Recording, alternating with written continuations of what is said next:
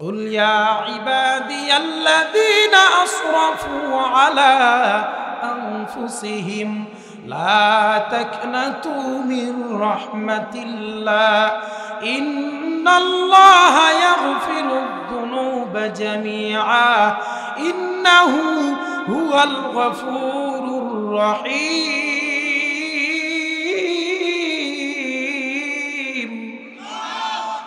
আল্লাহ রাব্বুল আলামিন বলেন কুল ইয়া ইবাদিয়াল্লাযী হে নবী আপনি বলে দেন যারা আমার বান্দা বান্দীরা তারা যেন ফিরে আয় কারা কুল ইয়া ইবাদিয়াল্লাযী আমার বান্দা বান্দীরা যেন ফিরে আয় ইবাদিয়াল্লাযীনা আসরাফু আলা আনফুসিহিম যারা তাদের নফসের উপরে জুলুম করেছে অন্যায় করেছে অত্যাচার করেছে কার কথা জোরে বলেন আল্লাহর নামটা মুখ দিয়ে নিতে আপনাদের কষ্ট হয় আসলে বুঝলাম না বলেন কার কথা আল্লাহর কথা মুখ দিয়ে নিতে কষ্ট হয় হুজুর একটু আলিশে ধরছে খেয়াল করেন বাড়ি যেয়ে ঘুমাবেন আপনার হাতের করগুনি হিসাব করেন বেঈমানরা যেই পরিমাণে নির্যাতন নিপীড়িত চলতেছে আপনার বিধর্মীরা যেই পরিমাণ মুসলমানের উপরে অত্যাচার করতেছে কোন দিন জানি ঘুমের ঘরে মায়ের খাওয়া শুরু হয়ে যায় টেরই পাবেন না এজন্য আল্লাহর নাম রাসূলের সুন্নাতের বিরুদ্ধে আল্লাহর বিরুদ্ধে যদি কথা বলে আমরা জোর গলায় সচ্চার দিব বলেন ইনশাআল্লাহ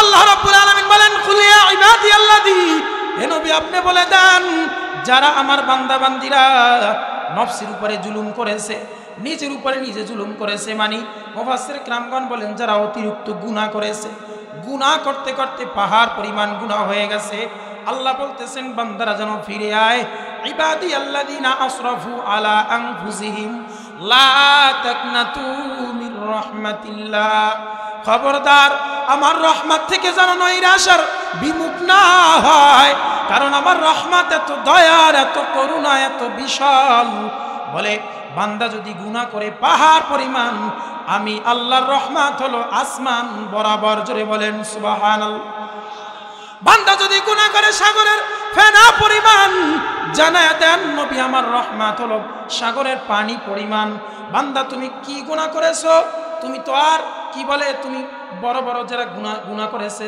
এমন কি আল্লাহর রাসূলের হাতে হাত দিয়ে সাহাবায়ে کرام হয়ে গেছেন শুধু তাই নয় দুনিয়ার মধ্যে জান্নাতের সার্টিফিকেট পেয়েছেন সুবহানাল্লাহ এদের মতো তো গুনাহ করো নাই বান্দা ফিরে আয় তোমার সব গুনাহগুলো আল্লাহ maaf করে দিবেন আল্লাহ ওয়াদা করেছেন কেন আল্লাহ বলেন ইন্নাল্লাহা ইয়াগফিরুয যুনুবা জামিআ যত প্রকার যত রকমের গুনাহ করো না কেন সব গুনাহগুলো আমি আল্লাহ নিজে তোকে ক্ষমা করে দিব হकीकत से तू दुनिया बे खबर है दुनिया की नुमाइश पर नजर है नमी गुयाम के आज दुनिया जुदा बाश और खारे की बाशी बा खुदा बाश আল্লাহ বলেছেন গুনাহ maaf করবে আমাদের তো কোনো টেনশন নাই বলে কেন বলে বড় বড় গুনাহশীলরাও গুনাহ থেকে maaf পেয়েছে ওমর রাদিয়াল্লাহু তাআলা আনহু রাসূলের 2 নম্বর খলিফা রাসূলের দ্বিতীয় খলিফা ওমর বলে ওমর এমন কাট্টা গুনাহগার ছিল বলে সমাজের মধ্যে যখন রাসূল সাল্লাল্লাহু আলাইহি সাল্লাম দাওয়াত দিছে ইসলামের দাওয়াত শুরু করে দিলেন ইসলামের দাওয়াত দেওয়ার সময় রাসূলের বিরুদ্ধতা করতেছেন আবু জাহেল ওয়া সাহেবা সকলে যখন রাসূলের বিরুদ্ধতা করতেছেন কিন্তু আল্লাহর রহমত নিয়ে আগায় রাসূল আমার যেখানেই যায় সেখানেই মুসলমান হয়ে যায় যেখানেই কথা বলে সেখানেই মুসলমান হয়ে যায় রাসূলের চেহারা মোবারক দেখেও কাফের বেদুইনরা মুসলমান হয় সুবহানাল্লাহ বলেন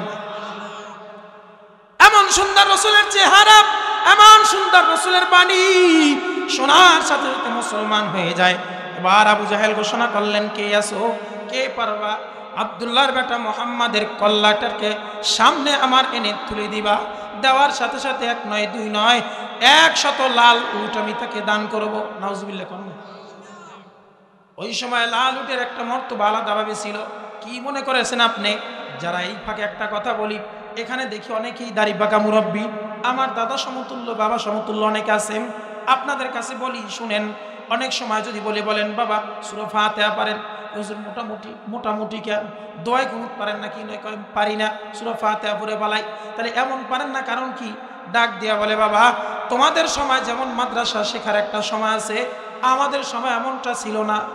কথা বলে কি না? এইটা কি বানাই বলছে এই কথাটা? আমি এই কথাটা ঠিক কইতাম না, এত কষ্ট কথা ঠিক। এই কথা যখন বলে আপনাদের কাছে আমি বলি, দেখেন হযরত রাসূল সাল্লাল্লাহু আলাইহি সাল্লামের চাচার নাম আব্বাস রাদিয়াল্লাহু তাআলা আনহু। হযরত আব্বাস রাদিয়াল্লাহু তাআলা আনহু যখন রাসূলের হাত ধরে মুসলমান হয়, তখন তার বয়স ছিল 60 পারায়া 65 গোড়ায়। 61 বছরে কিতাবে লেখে 61-65 মাঝখানে। বলুন তো, শুধু আব্বাস রাদিয়াল্লাহু তাআলা আনহু কি টুকিটাকি সামান্য মুসলমান ছিলেন না? কিতাবের মধ্যে আসছেন হযরত আব্বাস রাদিয়াল্লাহু তাআলা আনহুর কাছে মানুষ হাজার হাজার মাসআলার সমাধান নিতেন। সুবহানাল্লাহ। যখন 60 বছর পার হয়ে গেছেন, 60 বছরের বৃদ্ধ এখানে আছে, 60 বছর দাড়ি চুল অনেকের পেকে গেছে, তখন ওই মুরব্বী কেবলমাত্র মুসলমান মানে আল্লাহু আকবার বলতেও পারে না ওই সময়। এরপরে এমনভাবে সাহাবায়ে হয়ে গেছে, তার কাছে অন্যান্য তারা এসে মাসআলার সমাধান নিতেন। তার মানে কি বুঝলেন? লেখা পড়ে না শিখে কি মাসআলা দিছে? কথা কম না? 60 বছর বৃদ্ধ যদি পরিপূর্ণ মুসলমান হইয়া মাসআলার সমাধান দিতে পারেন, শুধু তাই নয়, কিতাবের মধ্যে অধিকাংশ অনেক হাদিস আব্দুল্লাহ ইবনে আব্বাস রাদিয়াল্লাহু তাআলা রিওয়ায়াত করেছে। আল্লাহু আকবার বলেন না? 60 বছরের বৃদ্ধ হওয়ার পর, রাসূলের হাত ধরে মুসলমান হওয়ার পর যদি সেই রকম শিখতে পারে, আপনি আমি যে উত্তরটা দিই বললেই, হুজুর আপনাদের সময় তো কত সুন্দর মাদ্রাসা শেখার সময়, আমাদের সময় কোন সময় ছিল না, বলুন এই উত্তর কি আল্লাহর কাছে চলবে? ভালো করে কবরে রওনা দিন ভাজান। মূল কথা আমার যেটা ছিল, হযরত রাসূল সাল্লাল্লাহু আলাইহি সাল্লামের দ্বিতীয় খলিফা হযরত ওমর যখন আবু জাহেল এলান করে দিলেন, কে পারবে রাসূলের মাথাটা আমার সামনে আনতে? এই কথা যখন বললেন, কেউ দাঁড়ায় না। একবার, দুইবার, তিনবার যখন বললেন, টাস করে এরকম মজলিসের মধ্য থেকে হযরত ওমর খোলা তরবারি নিয়ে দাঁড়ায় গেছে, ডাক দেয়া বলে, আবু জাহেলকে বলতেছি, লিডার আপনি শুধু অনুমতি দেন, আপনি শুধু আমাকে হুকুম করেন, আমি যাব আর আসবো আপনার সামনে এসে রসুলের মানি আব্দুল্লাহর বেটা মুহাম্মাদের মাথাকে আনবো, আমাকে লাল 100 উট দিবেন। বলে ঠিক আছে। আপনারা ঘটনা শুনতে শুনতে অনেকে আমার চেয়েও ভালো জানেন, আমি এটা ভালো করেই বুঝি। তারপরে এই কথাটা বলার উদ্দেশ্য হলো, আব্দুল্লাহর যখন মাথা, আব্দুল্লাহর বেটা মুহাম্মাদের যখন মাথা আনার জন্য রওনা দেয়, প্রতিমধ্যে বোনার বকদিবুতির কাহিনী দেখে পর্যায়ক্রমে মুসলমান হয়ে রসুলের হাতে হাত দিয়া খোলা তরবারি ছেড়ে হাতটা রসুলের সাথে মিলায়া ওমর পড়ে না, লা ইলাহা ইল্লাল্লাহু মুহাম্মাদুর রাসূলুল্লাহ। যখন মুসলমান হয়ে গেলেন, আপনি দেখেন কত বড় গুনাহগার। একটু খেয়াল করেন, একটা মিনিট আপনি সময় আপনাকে আমি দিলাম, একটা মিনিটের জন্য খেয়াল করেন। এমন একটা বড় মাঠের মতোই ছিল, অনেকগুলা কাফেররা ছিল, এর মধ্যে আবু জাহেলের কথা শুনে কেউ দাঁড়ায় না, একজন লোক দাঁড়ায় গেছে। বলুন তো, জীর্ণ শীর্ণ সামান্য কি দুর্বল লোক ছিল নাকি? ওমর কি বুঝে না বিষয়টা? এমন না, ওমর ভালো করে বুঝতেন। তাগরা এক নওজোয়ান শক্তিশালী ছিলেন বলে ওমর যদি কথা বলতো, বিনা মাইকে 4 মাইলের উপরে ওমরের শব্দটা যাইতো। কয় মাইল? শুধু মুখ দিয়ে বলতো, আমাদের তো মাইকের স্পিকার দিয়ে বললে 4 মাইল যায় না। ওমর শুধু মুখে বলতো। ওমর যদি একবার হুঙ্কার দিত, চারদিকে 4 মাইলের মধ্যে যত কাফের বেদিন আছে সাথে সাথে থর থর থর থর করে কাঁপতে থাকতো। আল্লাহু আকবার। ওমর রাদিয়াল্লাহু তাআলা দাঁড়িয়ে গেলেন যখন, আমার মূল কথা হলো ওমর বুঝে শুনে দাঁড়িয়েছেন। এত বড় গুনাহগার রসুলের মাথা মুবারক আনতে গিয়েছিলেন, যখন আল্লাহর কাছে, রসুলের কাছে, যখন কোরআনের কাছে এসে স্যালেন্ডার হয়ে গেলেন, আত্মসমর্পণ করলেন, নত হয়ে গেলেন, তরবারি ফেলে দিলেন, আল্লাহ তার জীবনের সব গুনাহ মাফ করেছেন। শুধু তাই নয়, দুনিয়ার মধ্যে 10 জন সাহাবার, 10 জন লোকের জান্নাতের টিকিট আল্লাহ দিয়েছেন। এর মধ্যে 2 নম্বরে হলো হযরতে ওমর রাদিয়াল্লাহু তাআলা আনহু। জোরে বলবেন না সুবহান। মুসলমানের জন্য আল্লাহ রাব্বুল আলামিন সূরা জুমারের মধ্যে বলেন, ইন্নাহু হুয়াল গফুরুর রহিম। আল্লাহ বলেন, আমি আল্লাহ কেন গুনাহ মাফ করব? আল্লাহ বলেন, আমি হলাম করুণাময়, আমি হলাম দয়ালু, আমি হলাম প্রজ্ঞাশীল। জোরে বলেন কে? আরেকটু জোরে বলতে হবে কে? আল্লাহর সাথে দয়া মায়া আর কেউ আছে নাকি? বলেন জোরে বলেন, আল্লাহর সাথে করুণাময় কেউ আছে নাকি? আল্লাহ রাব্বুল আলামিনের সাথে দয়া মায়ার কেউ নাই। দুনিয়ার মধ্যে আপনার সবচেয়ে আপনজন হলো মা, আপনার সবচেয়ে কাছের মনে করেন বাবা। আপনার মাকে আপনি একাধারে 50টা ডাক দিয়ে দেখবেন আপনার মায়ের গায়ে অটোমেটিক রাগ উঠে যায়। আপনার বাবাকে আপনি একাধারে 10টা ডাক দিয়ে দেখেন, শোনার পরেও দেখবেন আপনার বাবা আপনার সাথে রাগ হয়ে যাবে। আল্লাহ বলেন, বান্দারে তুই আমারে যতবার ডাকো, তুই আমারে যতবার ডাকো, প্রত্যেক ডাকে 1 নয় 2 নয়, আমি আল্লাহ তোর প্রত্যেকটা ডাকে 70 বারের বেশি আমি আল্লাহ সাড়া দিয়ে থাকি। আল্লাহু আকবার, আল্লাহু। ও মুসলমান, এজন্য আল্লাহ বলেন, লা তাকনাতু মির রাহমাতিল্লাহ, আমি আল্লাহর রহমত থেকে বিমুখ আর নৈরাশ হয়ে যেও না। বলে কারণ আল্লাহর রহমত অসীম, অনেক করুণাময়, দয়ালু। কেননা আল্লাহ বলেছেন তোমার সব গুনাহ মাফ করে দিবেন। দ্বিতীয় খলিফা হযরত ওমর অর্ধ জাহানের খলিফা ছিলেন। আমরা যখন এই তাফসিরে পড়েছি, ওলামায়ে কেরামগণ যখন আমাদেরকে ওস্তাদরা ক্লাস করেছে, অর্ধ জাহানের খলিফা ছিল হযরত ওমর। আমরা চিন্তা করলাম অর্ধ জাহানটা কতটুকু হবে। এবার সায়েন্স গবেষণা করে একটা সীমানা বের করছে, এই বাংলাদেশটা যত বড়, এই বাংলাদেশটা যত আয়ত্ত, এই বাংলাদেশের মতো 1 নয় 2 নয়, 100 নয় 150 নয়, 200 বাংলাদেশ জোড়া করলে যতটুকু পরিমাণ হবে, এতটুকু পরিমাণ এরিয়া ছিল হযরতে ওমরের রাজত্বের এরিয়া। কত কত কত 200 বাংলাদেশ। আপনারা এখানে যারা আছেন, এই নিদ্রার মুসলমান, মরা নিদ্রার মুসলমান এবং সকিনা সহ আশেপাশে যারা আছেন, আমি সকলকে মোটামুটি চিনি। তার মধ্যে আমি একটা গ্যারান্টি সহকারে বলতে পারি, এখানে 5 জন লোক নাই যে সারা বাংলাদেশ সফর করছে। 5টা লোক এখানে নাই। বাংলাদেশের দক্ষিণ মেরু থেকে পূর্ব পর্যন্ত, টেকনাফ থেকে তেতুলিয়া পর্যন্ত 5 জন লোক, এত লোকের মধ্য থেকে নাই। তার মানে বাংলাদেশটা কত বড়। এই বাংলাদেশটা যত বড়, আপনার আয়তের মধ্যে অনেকের নাই।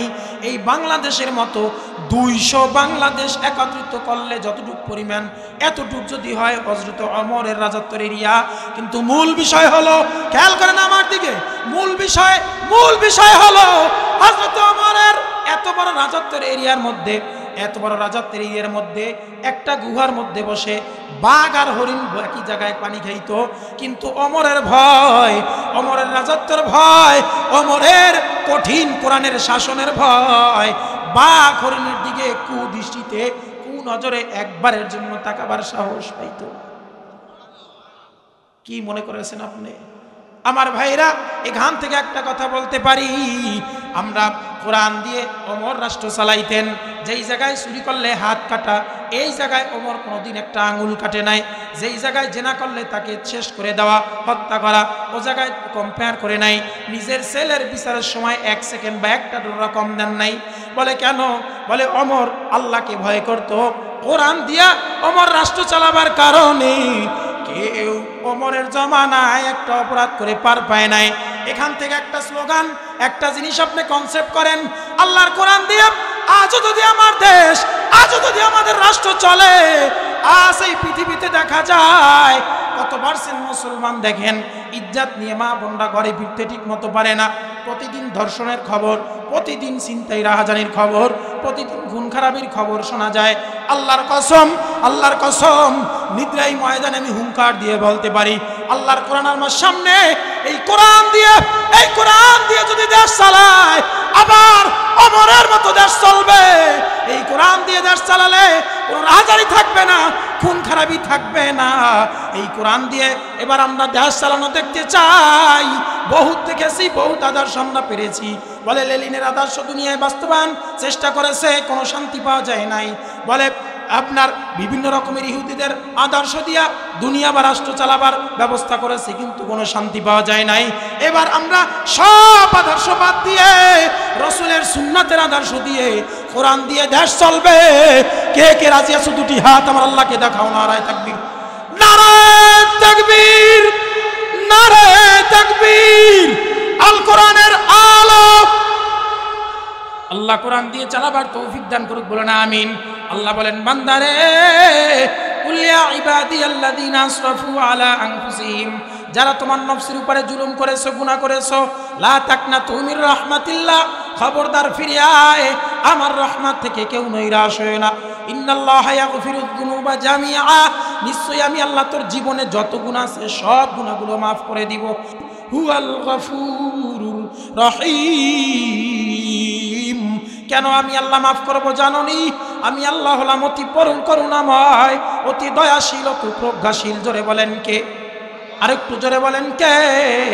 বান্দারের জন্য বলি, গুনাহ করতে করতে পাহাড় পরিমাণ গুনাহ করে। বিশেষ করে যুবক ভাইরা আমার, অনেক যুবক আছে দেখা যায় মোবাইলের গুনাহ আসক্ত। প্রতিদিন যে ডে বাই ডে গুনাহ করতেছে, তার মেধার মধ্যে একবার টেনশন চিন্তাও আনলো না যে আমি কত প্রতিদিন গুনাহ করতেছি। আল্লাহর রাসূল বলেন, মানুষের গুনাহটা হলো এমন, মানুষের গুনাহটা হলো এমন, যত বড়ই চোখে কম দেখুক না কেন, তার হাত যদি চোখের সামনে নেয়, হাতের মধ্যে বড় রেখাগুলো যেমন গোটা রেখার মধ্যে দেখতে পায়, ঠিক বান্দা যখন অনেক গুনাহ করে ফেলে, যখন একবারে ঘুমায় যায় বা শুয়ে যায়, তখন বান্দা নিঝুমভাবে যদি চিন্তা করে, তার জীবনের সব গুনাহগুলো বান্দার ফুটেজের মতো সামনে ফুটে ওঠে। বান্দা তুমি গুনাহ করো, একবার জাহান্নামকে ভয় করো আর মনে মনে চিন্তা করো, তুমি কি টিকতে পারবা নাকি? তুমি কি আল্লাহর জাহান্নামে যেতে পারবা নাকি? এই কথা বলতে গিয়ে একটা কথা মনে পড়ে। বলা হয়েছে জাহান্নামের আগুন হলো দুনিয়ার আগুন চেয়ে এক নয় দুই নয় 70 গুণ তাপ হলো দুনিয়ার আগুনের চেয়ে বেশি। দুনিয়ার আগুন বান্দা কয় সেকেন্ড হাতের মধ্যে ধরে রাখা যায়, কয় সেকেন্ড আগুনের তাপ সহ্য করা যায়। এর চেয়ে যদি 70 গুণ তাপ হয়, জাহান্নামের আগুনের দূর থেকে মানে 40 মাইলের দূর থেকে যদি জাহান্নামের আগুনের তাপ লাগে, বান্দার গায়ের গোস্তগুলো টাস টাস টাস টাস করে ঘষে পড়ে যাবে, সহ্য করা সম্ভব না। বলতে গিয়ে একটা কথা মনে পড়ে, কথাটা আমি বলেই শেষ করব, কারণ আমাদের আজকের প্রধান অতিথি এখনই আমাদের মঞ্চে উপস্থিত হবে। আশেপাশের যারা আছে, বিশেষ করে যুবক ভাইদের বলবো, আপনারা সকলের পরিচিত এই যে আজিজুল হক মাদানী, শ্রদ্ধেয় আমার হুজুর সমতুল্য, ওস্তাদ সমতুল্য, কত সুন্দর তাফসীর করে। যুবক ভাইদের বলবো, ও যুবক ভাই, তোমার পায়ে হাত দিয়া বলে, যুবক আয় আয়, জীবনটা পরিবর্তন যদি করতে চাও, দেখো ডানে বামে তাকায়া। কয়েকদিন আগে আমার কাছে ফোন দিল, এই যে আমাদের পার্শ্ববর্তী একদম এই পাশে এই যে কি বলে বারেক বা ইউনুস, এই যে এদের ছেলে একটা ছোট্ট, একদম কত ছোট্ট সন্তান দুনিয়া থেকে বিদায় নিয়ে চলে গেছে। মা কাঁদে, বাবা কাঁদে, তোমার জানি কোন দিন দুনিয়া থেকে চলে যেতে হয় জানা নাই রে যুবক ভাই। তোর পায়ে হাত দিয়া বলি যুবক, প্রায় সময় বলি, যদি বলো হুজুর আপনি পাও ধরলে আমি শুনবো, স্টেজ থেকে নামবো, তোর পাও ধরবো, তারপরও মাঠের মধ্যে আয়। আশেপাশে যারা আসো আয়, মাঠের মধ্যে চলে আয়, এখনই প্রধান অতিথি আসবেন, আলোচনা করবেন, আয় আয়, কোরআনের সরাসরি তাফসীর করবেন, শুনে যাব, তোর জীবনটারে পাল্টাইয়া যারে। যুবক বলা হয়েছে, এক যুবতী রাস্তা দিয়ে রওনা দিছে, তার কোনো গন্তব্যস্থানে যাবেন, প্রতিমধ্যে ভাবতেছে সন্ধ্যা হয়ে যাচ্ছে, আমি যেতে পারবো কি পারবো না, এই ভাবনা চিন্তা করতে করতে রাত হয়ে গেছে, প্রায় মাগরিব পড়ে গেছে। হঠাৎ করে তাকায় দেখতেছে সামনের দিকে 2 গ্রামের মধ্যে একটা হাঙ্গামা লেগে গেছে, দ্বন্দ্ব লেগে গেছে। এবার চিন্তা করতেছে, এই মুহূর্তে যদি আমি সামনের দিকে আগাই, এক দলে বসবে আমি মনে হয় প্রতিপক্ষের লোক, অন্য দলে বসবে আমি মনে হয় ওই দলের লোক, একটা বিশাল বিকটের মধ্যে পড়ে যেতে পারি, মান সম্মান ইজ্জত নিয়ে আমি কি করতে পারি। এই মুহূর্তে যদি পিছন দিকে ব্যাক করে বাড়ি যাই, তাহলেও বুঝি আমার ইজ্জত সম্মান হয়তো নাও থাকতে পারে। কি করতে পারি এবার নিরুপায় হয়ে যুবতী ডানে দিবামে তাকায়, কোথাও কোনো মানুষজন পাচ্ছে না।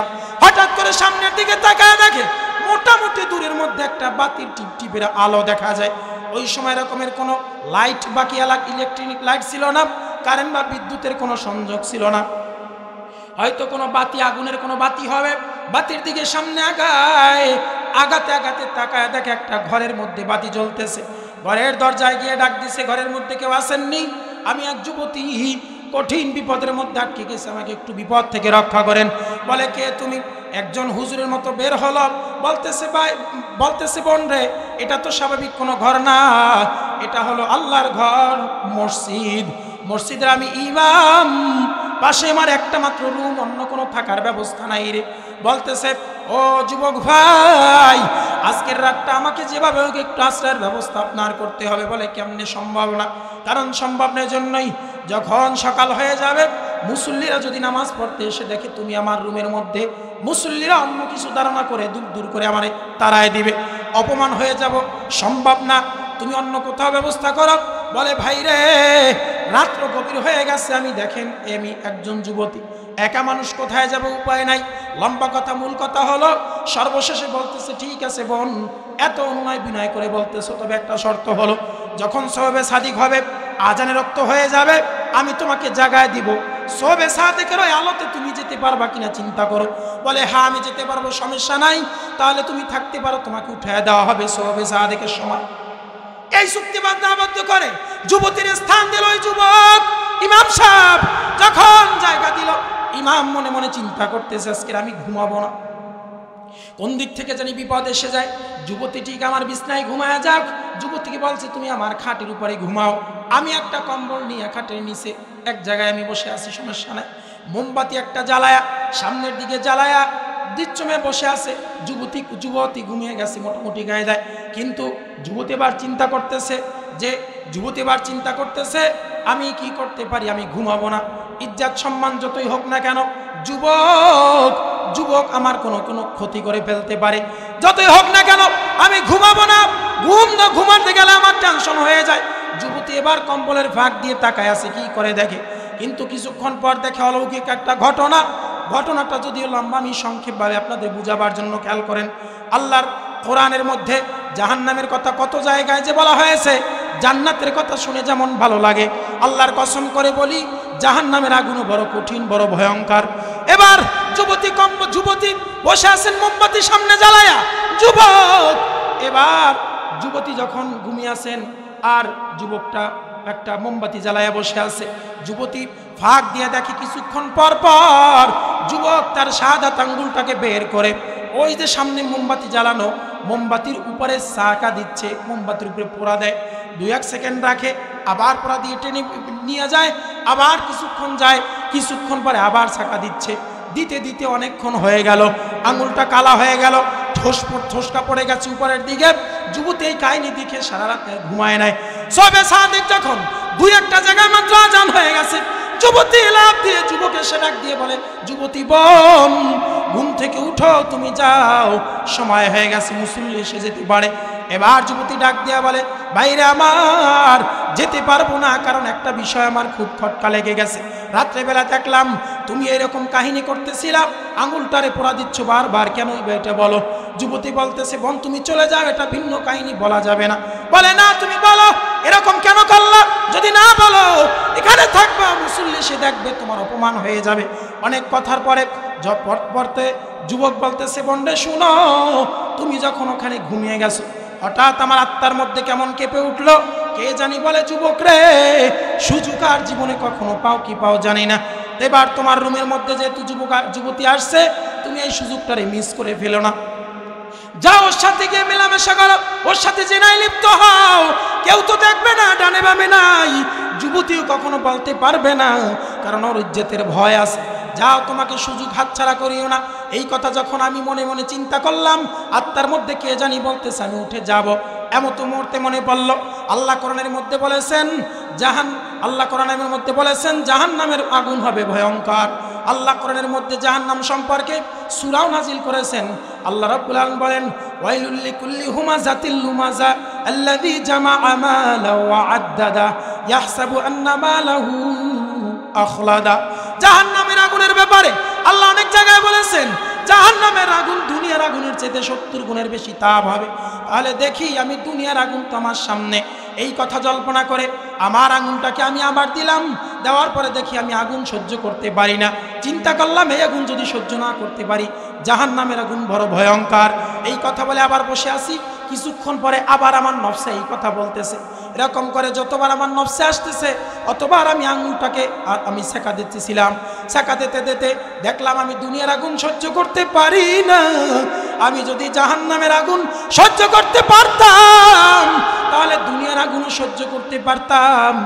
দুনিয়ার আগুন 1 সেকেন্ড যেহেতু সহ্য করতে পারি না, কেমনে আমি হাজার হাজার লক্ষ বছর আমি জাহান্নামে থাকবো। একবার যদি ইচ্ছায় জেনা করি, কমপক্ষে 7000 বছর আমার জাহান্নামে জ্বলতে হবে।